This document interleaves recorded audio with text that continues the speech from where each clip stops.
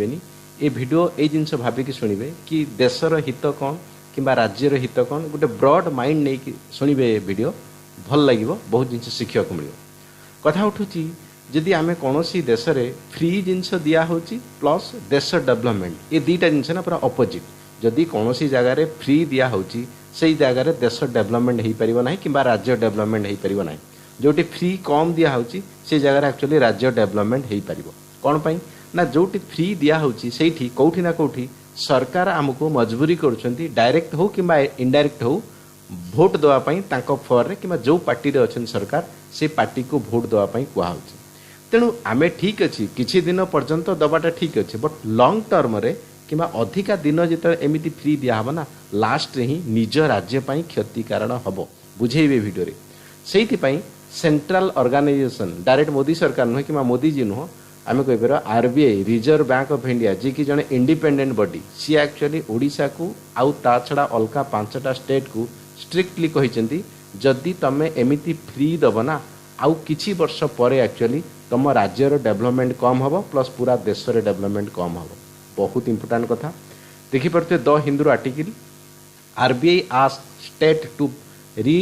prioritise expenditure on the subsidy to achieve the long term advantages ता भितर किए किए अच्छा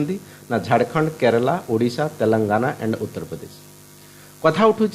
आम जदि देखा ना फ्री दिया हो चाउल हो कि कालिया टंका हो जा हो किछि मात्रा रे दरकार कारण जिते भारत स्वाधीन है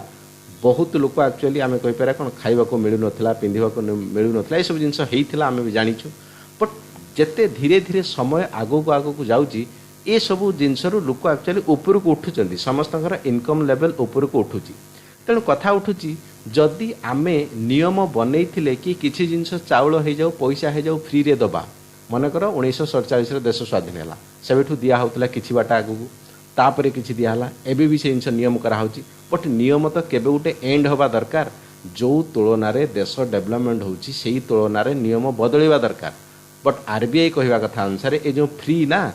2019 रु 2021-22 पर्यंत बरं 12% बढ़ी 5टा राज्य में फ्रीटा बट सेटा कमी ना किंतु फ्री जिनस धीरे धीरे कमिवा कथा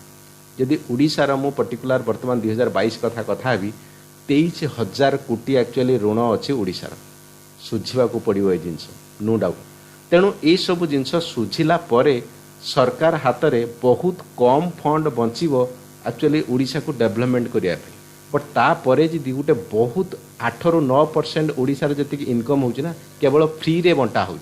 मना कराऊनी फ्री खराब बोली बट वर्तमान से समय आसिक पहुँची जाइए कि जहाँ को एक्चुअली फ्री दिया होता समस्त को ता भीतर एक्चुअली सिलेक्शन करिया दरकार पूरा सतरे निडी क्या पाखे सतरे किए न खाई शुची कि बहुत इनकम तार अवस्था खराब अच्छी से लोक एक्चुअली कंटिन्यू करिया दरकार